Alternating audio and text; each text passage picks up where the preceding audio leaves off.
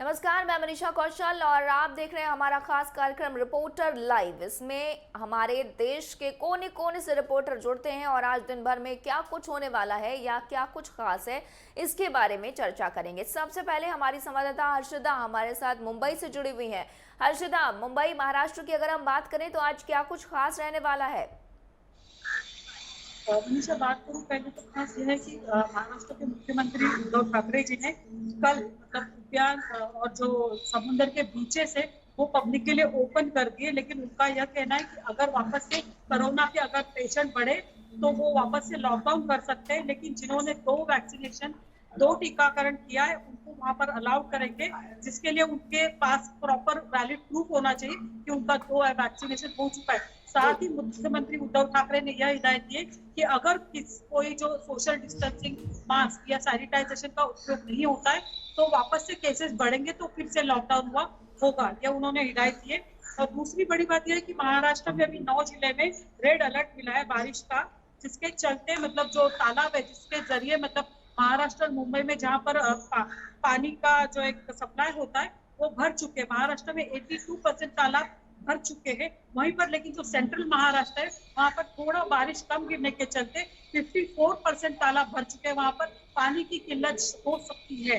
और तीसरी बड़ी बात यह है कि अभी भी जो रेलवे का जो परमिशन मिला है उसमें भी 2 टीकाकरण, जो लोकल ट्रेन में लोगों को जाना है उसके लिए 2 टीकाकरण होना आवश्यक है। लेकिन बहुत सारी जगह वैक्सीनेशन की किल्लत होने के चलते लोगों का टीकाकरण नहीं हो पाया। मनीषा जी, हर्षदा, धन्यवाद आपका हमारे साथ जुड़ने के लिए। हमारे संवाददाता आरिफ हमारे साथ जुड़े हुए हैं जम्मू कश्मीर से। आरिफ, जम्मू से क्या बड़ी खबर और क्या कुछ खास रहने वाला है जम्मू कश्मीर में? आपको बता दूं कि इस साल की सारी नजरें जो मरकूज थी शहर श्रीनगर पे, क्योंकि मुहर्रम का महीना जो है रवा दवा है। अभी अजादारों के जुलूस यहाँ पे नजर आते थे। शहर श्रीनगर में शिया आबादी वाले इलाके जो है वहां से जुलूस जो है बरामद होते थे और मुख्तलिफ इलाकों से गुजरकर, शहर श्रीनगर के इलाकों से गुजरकर ये प्रोसेशन जारी रहते थे। लेकिन पिछले 3 दहाइयों से जो है, जब से मिलिटेंसी यहाँ पे शुरू हुई है कश्मीर में, तब से इन प्रोसेशन पे भी जो है पाबंदी आयद कर दी गई थी। और कुछ ही हफ्तों पहले जो है गवर्नमेंट की तरफ से ये ऐलान कर दिया गया था कि 30 साल के बाद इन प्रोसेशन पे अब जो है पाबंदी हटा दी जाएगी और बिल्कुल उसी रवायती तरीके से प्रोसेशन निकलेंगे जैसे पहले हुआ करते थे। लेकिन फिर बहुत तबके से लोगों ने जो है इस पे उंगलियां उठाई थी और इस ऑर्डर की तरदीद करते हुए कहा था कि ये नहीं होना चाहिए क्योंकि अभी हालात उसके बरअक्स हैं। तो उस हवाले से फिर प्रशासन ने जो है अहकाम जारी किए थे। जो मुतलका जिला कमिश्नर है यहाँ पे हर डिस्ट्रिक्ट में, उनको ऑर्डर्स दिए गए थे कि आप अपने इहाते में, अपने डिस्ट्रिक्ट में देखिए कैसी हालत रहेगी, उसके बाद ही जो है प्रशासन को आगे बढ़ने की इजाजत दी जाए। तो उस हवाले से अगर शहर श्रीनगर की बात करेंगे, आज तो रेस्ट्रिक्शन लगा दी गई है बहुत सारे इलाकों में जहां से आज ये प्रशासन निकलने वाले थे। जगह जगह पे बैरिकेड्स खड़े कर दिए गए हैं प्रशासन की तरफ से, सिक्योरिटी एजेंसीज की तरफ से। इन प्रशासन को फिर एक बार रोक लगा दी गई है क्योंकि अगर हम बात करेंगे पिछले कई महीनों से, कई हफ्तों से मिलिटेंट गतिविधियां जो है यहाँ पे बढ़ी गई है। कल की अगर बात करेंगे तो कल भी यहाँ पे हंदवारा में और बारामूला में ग्रेनेड अटैक जो है कल शाम को देखने को मिले, जिसमें बारामूला की अगर बात करेंगे तो बारामूला ग्रेनेड अटैक में एक तवेरा को नुकसान पहुंचा। और दूसरी बात जो है हंदवारा की अगर करेंगे तो वहां पे एक सिक्योरिटी एहलकार की जख्मी होने की भी खबर जो है सामने आ रही है। तो इन अटैक्स को मद्देनजर जो है इन शिया प्रशासन जो ये मुहर्रम प्रोसेशन निकलते थे उनको फिर एक बार पाबंदी आयद कर दी गई है, जिसके पेश नजर आज जो है शहर श्रीनगर में पाबंदियां आयद कर दी गई और सारे रास्तों को है बंद कर दिया गया है। जी मनीषा। जी आरिफ, धन्यवाद आपका हमारे साथ जुड़ने के लिए। हमारे संवाददाता प्रदीप आनंद श्रीवास्तव उत्तर प्रदेश से हमारे साथ जुड़े हुए हैं। प्रदीप, लखनऊ और पूरे उत्तर प्रदेश की अगर हम बात करें तो क्या कुछ बड़ी खबरें हैं और आज क्या कुछ रहने वाला है खास? देखिए मनीषा, अगर उत्तर प्रदेश की बात करें, उत्तर प्रदेश में आज सबसे बड़ी खबर यह है कि काफी लंबे समय के बाद आज मानसून सत्र शुरू हो रहा है, जहां पर विपक्ष वो उत्तर प्रदेश सरकार को पूरी तरह घेरने की कोशिश करेगा। तमाम मुद्दे हैं, बेरोजगारी है, शिक्षा है और मिशन शक्ति है और किसानों से जुड़े तमाम मुद्दे हैं, जिस पर मानसून सत्र में जो है विपक्ष, समाजवादी पार्टी, बहुजन समाज पार्टी, कांग्रेस और ये जो अन्य विपक्षी दल हैं वो योगी सरकार को सदन में घेरने की कोशिश करेंगे। लेकिन जो विधानसभा अध्यक्ष हैं उन्होंने पहले ही ये निवेदन किया था सभी सभी पार्टियों से सर्वदलीय समिति को एक चिट्ठी उन्होंने सौंपी थी कि विधानसभा सत्र को सुचारू ढंग से चलने दिया जाए, क्योंकि विधानसभा सत्र जब चलेगा तभी उत्तर प्रदेश में जो अन्य लंबित स्कीम है उनको हम धरातल पर लेके आ पाएंगे। तो फिलहाल अभी मानसून सत्र स्टार्ट होने वाला है, कुछ ही देर में स्टार्ट भी हो जाएगा और जबरदस्त हंगामे का आसार। अगर हम दूसरी खबर की बात करें मनीषा, तो उत्तर प्रदेश की दूसरी बड़ी खबर यह है कि मिशन शक्ति की शुरुआत योगी आदित्यनाथ करने जा रहे हैं, जिसमें उत्तर प्रदेश की 75 महिलाओं को विभिन्न क्षेत्रों के लिए सम्मानित किया जाएगा। और उससे एक फायदा ये होगा कि उत्तर प्रदेश में जो अन्य तमाम महिलाएं हैं जो किसी अन्य क्षेत्रों में जो है अग्रणी हैं, उनको बल मिलेगा, उनको एक प्रोत्साहन मिलेगी। और उत्तर प्रदेश में मिशन शक्ति की जो शुरुआत हुई थी उसको लेकर योगी आदित्यनाथ का ये बड़ा फैसला है। इसके अलावा अगर हम तीसरे खबर की बात करें मनीषा, तो उत्तर प्रदेश में मानसून की जो दस्तक है वो जो है धमक दे चुकी है। धीरे धीरे कई ऐसे जिले हैं जहां पे निरंतर बारिश हो रही है, अब जब जल जमाव की स्थिति शुरू हो गई है। तो ऐसी स्थिति में जो संचारी रोग हैं उनसे भी निपटने के लिए सरकार के पास क्या रणनीति है, सरकार ने क्या मास्टर प्लान बनाया है, ये भी अभी देखने वाली बात होगी। फिलहाल आज ये 3 बड़ी खबरें हैं मनीषा उत्तर प्रदेश से। जी धन्यवाद प्रदीप आपका हमारे साथ जुड़ने के लिए। हमारे संवाददाता अजय चौहान हमारे साथ दिल्ली से जुड़ चुके हैं। अजय, दिल्ली की बात करें तो क्या कुछ खास रहेगा? हालांकि दिल्ली के सीएम अरविंद केजरीवाल उत्तराखंड के दौरे पर हैं, लेकिन दिल्ली में क्या कुछ खास रहने वाला है? आज क्या बड़ी खबरें? मनीषा, सबसे बड़ी बात है कि कोरोना काल में जिस तरह मरीज बढ़ रहे थे, 24 घंटे के इस बार जो कोरोना पेशेंट आए वो 27 आए हैं। 27 यानी पहली बार है कि इतने कम मरीज कोरोना के दिल्ली में पाए गए हैं। लेकिन हाँ, ये जरूर है कि दिल्ली के जो गाइडलाइंस है कि सोशल डिस्टेंसिंग का पालन, मास्क का पालन बहुत जरूरी है, क्योंकि मार्केट जिससे खोली गई है, टेस्टिंग भी बढ़ा दी गई है। उसको देखते हुए अगर देखा जाए तो दिल्ली के अंदर सबसे कम केसेस इस बार जो 24 घंटे में आए हैं वो सबसे कम 27 केसेस आए हैं। दूसरी अगर बड़ी बात करें तो मौसम विभाग की जो जानकारी आ रही है कि कल दिल्ली के अंदर लोगों को राहत मिल सकती है, क्योंकि बारिश का जो मानसून है वो आ चुका है, ये मौसम बना हुआ है। और जिससे कि उमस तो भरी जो गर्मी थी लोगों को, अब कहीं ना कहीं राहत जो मिलने की उम्मीद है, क्योंकि मौसम विभाग ने कहा कि उत्तरी क्षेत्र बाहर बारिश हो रही है, लेकिन दिल्ली के अंदर कल और 18 और 19 को जिस तरीके से बारिश होगी, यानी हवाओं के साथ बौछार पड़ेगी, तो कहीं ना कहीं दिल्ली वासियों को मुराद जरूर रहेगी। तीसरी बड़ी खबर यह है कि जिस तरीके से बीजेपी जन आशीर्वाद जो पद यात्रा निकाल रही है और लोगों को घर घर जाकर संदेश दे रही है, लोगों के साथ जुड़ रही है, उसको लेकर के विपक्ष भी निशाना साध रहा है। उन्होंने कहा कि कल जिस तरीके से अनिल चौधरी ने कहा है कि जिस तरीके से बीजेपी इस तरीके से घर घर जा रही है और उस तरीके से अगर देखा जाए तो कहीं ना कहीं देखा तो पब्लिक को एक भ्रम करने वाली बात है, क्योंकि हमने यही कहा था कि दिल्ली के अंदर जहां झुकी वही मकान, लेकिन ना बीजेपी कर पा रही है ना आप पार्टी कर पा रही है। कहीं ना कहीं लोगों को इसमें देखने के बाद सबसे बड़ी बात यह है कि बीजेपी चाहती है कि वही हो, लेकिन विपक्ष अभी भी इस पर अभी कोई ना कोई आरोप लगाता रहता है। मनीषा जी अजय, धन्यवाद आपका हमारे साथ जुड़ने के लिए। अमित हमारे संवाददाता छत्तीसगढ़ से हमारे साथ जुड़ चुके हैं। अमित, छत्तीसगढ़ की बात करें तो आज क्या कुछ बड़ी खबरें हैं वहां से? देखिए मनीषा, बताना चाहूंगा सबसे बड़ी खबर की अगर बात करते हैं तो मुख्यमंत्री भूपेश बघेल ने 4 नए जिले बनाकर छत्तीसगढ़ को एक बड़ी सौगात दी है, जिसमें 4 जिले जो नए बनाए गए हैं। एक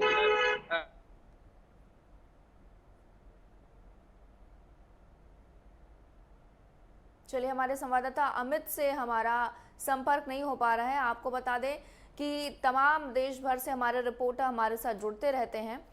सूरज हमारे रिपोर्टर हमारे साथ जुड़े हुए हैं। सूरज, हरियाणा की अगर हम बात करें तो आज क्या कुछ बड़ी खबरें हैं वहां से? बिल्कुल, मैं आपको बताना चाहूंगा हरियाणा की सबसे बड़ी खबर ये है कि जो भूपेंद्र यादव की जो कैबिनेट मंत्री यानी केंद्रीय मंत्री बन के आए हैं, उसकी जन आशीर्वाद यात्रा लगातार गुरुग्राम के साथ साथ साउथ हरियाणा में वहां पर जो आशीर्वाद लेने के लिए स्वागत लगातार किया जा रहा है। कल भी वहां पर गुरुग्राम पहुंची थी। आज जो देखा जाए रेवाड़ी महेंद्रगढ़ में उसकी जो रथ यात्रा पहुंचेगी। हरियाणा के मुख्यमंत्री मनोहर लाल साथ साथ अलग अलग जगह पर वहां पर अलग अलग जो कार्यकर्ता है बीजेपी के, उनके जो समारोह पहुंच रहे हैं और उनको आशीर्वाद दे रहे हैं। तो कहीं ना कहीं जो दिग्गज नेता है वो साथ चल रहे हैं। वो जो राव इंद्रजीत सांसद इंद्रजीत का गढ़ माना जा रहा है, यानी एक और जो केंद्रीय नेता मैदान में उतार दिया गया है। दूसरी खबर यह है कि जिस तरह जो अन्नपूर्ण योजना जो प्रधानमंत्री मोदी जी ने आह्वान किया था कि 19 तारीख को उसको सभी को 5 किलो 10 किलो थैले में फ्री राशन दिया जाएगा, उसकी तैयारियां यहाँ पर हरियाणा में पूरी कर ली गई हैं। कल सुबह से ही सभी डिपो होल्डरों पे जो जोन हेड है उनकी ड्यूटी लगा दी गई है। एलईडी द्वारा वहां पर जो राजनाथ सिंह जी वहां से उसको ओपनिंग करेंगे, उसके बाद हरियाणा में अलग अलग जगह पे राशन डिपो वितरित किया जाएगा। और तीसरी खबर ये है जो तिरंगा यात्रा जो लगातार जो निकाली जा रही थी उसको स्थगित करके अब अलग अलग जगह को जो जगह बची हुई है 24 तारीख का जो समय है वो दे दिया गया है, वो जगह जगह उनका रथ पहुंचेगा। और जो देखा जाए कोरोना काल में जो लगातार जो केस बढ़ रहे हैं उसको लेकर टीम गठित कर दी गई है मनीषा, कि अभी किसी को भी कोई दिक्कत नहीं आएगी, चाहे वैक्सीन को लेकर की बात की जाए, चाहे सैंपल की बात की जाए। हरियाणा सरकार बिल्कुल अलर्ट पे यहाँ पर दिखती नजर आ रही है। तो कहीं ना कहीं मनीषा अलग अलग जगह पर अलग अलग एक तरफ जो राजनीतिक जो पार्टियां हैं वो लगातार अपना काम करती नजर आ रही है। दूसरी देखा जाए जो हरियाणा में मुख्यमंत्री मनोहर लाल ने अलग अलग हरी झंडी दिखाकर नई नई शुरुआत की फ्री योजनाएं यहाँ पर हरियाणा में लागू कर दी गई है। ये मनीषा जी सूरज, धन्यवाद आपका हमारे साथ जुड़ने के लिए। हमारे संवाददाता अमित हमारे साथ जुड़े हुए हैं जिनसे थोड़ी देर पहले संपर्क टूट चुका है। अमित, क्या कह रहे थे आप? कंटिन्यू करिए। जी, मैं बताना चाहूंगा मनीषा कि मुख्यमंत्री भूपेश बघेल जी ने 4 जिले बनाए हैं, नए जिले बनाए हैं, जिसमें एक मानपुर मोहला है और दूसरा सारंगगढ़, दूसरा सक्ती और चौथा मनीनगढ़। ये 4 जिले बनने के बाद छत्तीसगढ़ को एक नई सौगात मिली और जो छत्तीसगढ़ में 28 जिले थे अब वो जाके 32 जिले हो गए हैं। इससे तहसीलों के भी काम बढ़ेंगे और जनता को बहुत सारा सहयोग मिलेगा, क्योंकि छोटे छोटे जिलों में जब लोग जाके एक एक काम के लिए सक्ती से रायगढ़ वालों को और सब जगह जाना पड़ता था, वो काम अब उनके शहर, उनके क्षेत्र में ही हो जाएगा। तो ये जो 4 जिले बनाए हैं 15 अगस्त के दिन मुख्यमंत्री भूपेश बघेल ने, इसके बाद लोग बहुत राहत की सांस महसूस कर रहे हैं और बहुत सारा जश्न चारों जिलों में मनाया जा रहा है। और दूसरी बड़ी खबर की अगर बात करेंगे तो आज नेता प्रतिपक्ष धर्मलाल कौशिक के नेतृत्व में बिलासपुर में बिजली कटौती को और बिजली में जो लाइन को लेके जो मामले चल रहे हैं उसको लेके आज कलेक्टेड ऑफिस के लिए रैली निकाली जाएगी, जिसमें राज्यपाल के नाम से ज्ञापन सौंपा जाएगा। और तीसरी बड़ी खबर की अगर अपन बात करें तो हाई कोर्ट ने स्मॉल एयू बैंक को नोटिस जारी कर दिया है कुर्की को लेके। उनकी बिलासपुर शाखा और जयपुर शाखा को नोटिस जारी किया गया है, जिसके बाद अगली सुनवाई सितंबर माह में होगी। जी अमित, धन्यवाद आपका हमारे साथ जुड़ने के लिए। ज्ञानेंद्र हमारे संवाददाता उत्तराखंड से हमारे साथ जुड़े हुए हैं। ज्ञानेंद्र, उत्तराखंड की अगर हम बात करें तो क्या कुछ खास रहेगा वहां पे? हालांकि दिल्ली के सीएम अरविंद केजरीवाल आज वहां पहुंचे हैं, इसके अलावा और कौन कौन सी बड़ी खबरें हैं?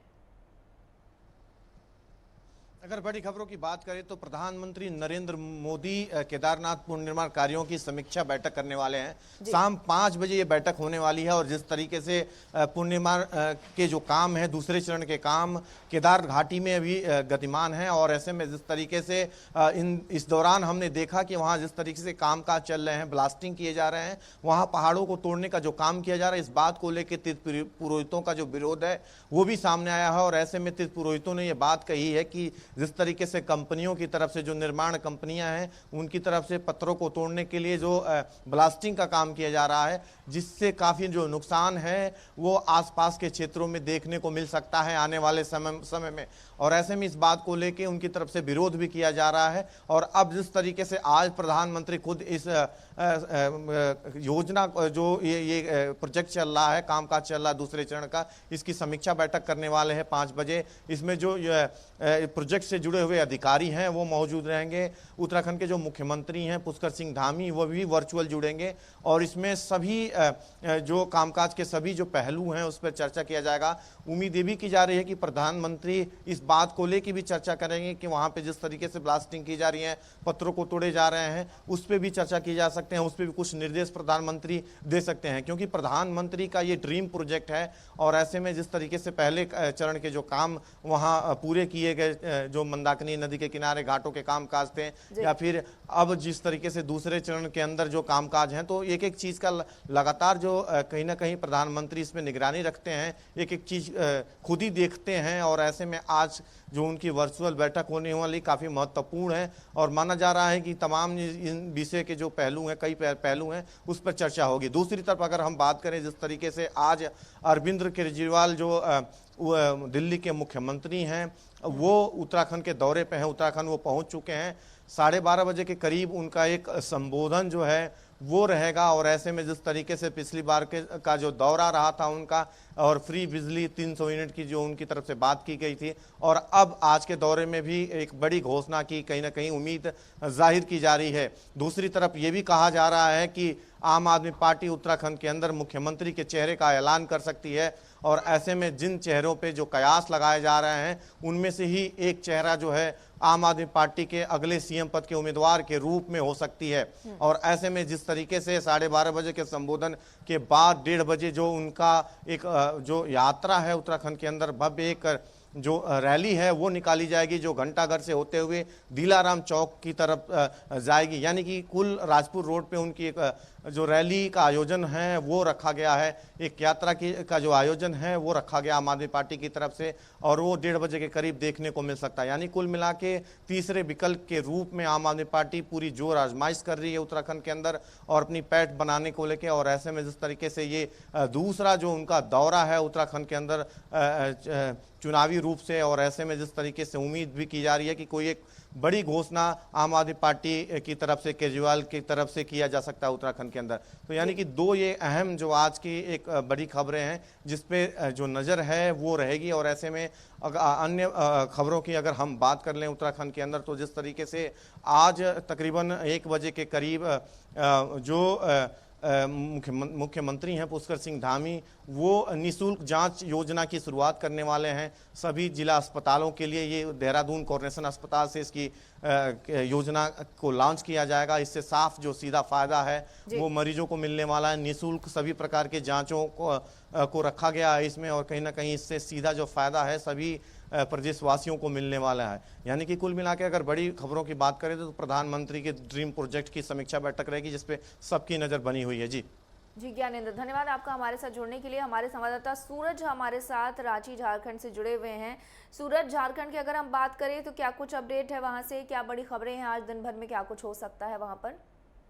देखिए, बिल्कुल सबसे महत्वपूर्ण खबर की अगर बात करें तो मुख्यमंत्री का 2 दिवसीय कल से संथाल दौरा है, और मुख्यमंत्री की तैयारियों को लेकर, आने की तैयारियों को लेकर जो वहाँ के जो अधिकारी हैं साहिबगंज जिले के या फिर गोड्डा जिले के वो लग गए हैं। और सबसे बड़ी बात है कि उनके कार्यकर्ता वो भी पूरा डटे हुए हैं। आज सुबह से ही लगातार वो तैयारियों का जायजा ले रहे हैं। तो जाहिर तौर पर मुख्यमंत्री साहिबगंज के बाढ़ प्रभावित इलाकों का वो हवाई सर्वेक्षण करेंगे। इसके अलावा साहिबगंज जो उनके विधानसभा क्षेत्र है बरहेट, वहाँ पे कई योजनाओं का वो शुभारंभ करेंगे, शिलान्यास करेंगे, और कई सरकारी योजनाएं जो सरकार की तरफ से चलाई जा रही है उसकी वो समीक्षा बैठक भी करेंगे। तो ये सिर्फ साहिबगंज नहीं बल्कि गोड्डा जिले में भी इस तरह के कई कार्यक्रम है मुख्यमंत्री के 2 दिवसीय दौरे को लेकर। अगर हम दूसरी खबर की बात करें जो धनबाद से जुड़ी हुई एडीजी उत्तम आनंद की जो मौत है उस मामले से जुड़ी हुई है, सीबीआई ने जो 2 युवकों को गिरफ्तार किया था उनके मौत के मामले में, वो राहुल और दूसरा जो नाम है लखन वर्मा को, उसको सीबीआई की टीम अपने साथ दिल्ली लेके गई है। और संभवतः ये कयास लगाया जा रहा है कि उसके पूछताछ के बाद